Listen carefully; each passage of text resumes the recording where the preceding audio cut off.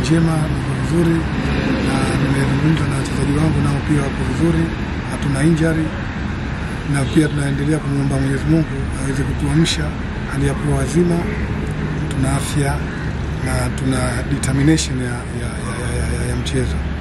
Maandalizi tumejiandaa vizuri. Kipindi ambacho tulikuwa na break, sisi tumepata nafasi ya kufanya mazoezi ya kujiandaa na mchezo, na wachezaji wamepokea vizuri mazoezi ambayo yalielekezwa. Nategemea watakitekeleza au watakitekeleza kile ambacho walichokipokea, kwa sababu ndani ya mazoezi nimeona wako percentage. Sasa matumaini yangu na kwenye mechi vile vile watakwenda kuwakilisha kile ambacho walichofundishwa. Tumefanya mazoezi muda umetosha, kwa sababu bahati nzuri sisi tulikuwa na wachezaji wawili tu ambao walikuwa hapo kwenye 11 na goalkeeper, lakini waliokuwepo wote ambao tunawatumia kwenye first 11.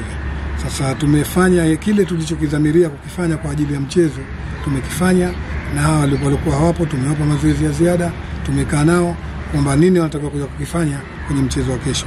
Naamini tulipata teamwork, team organization.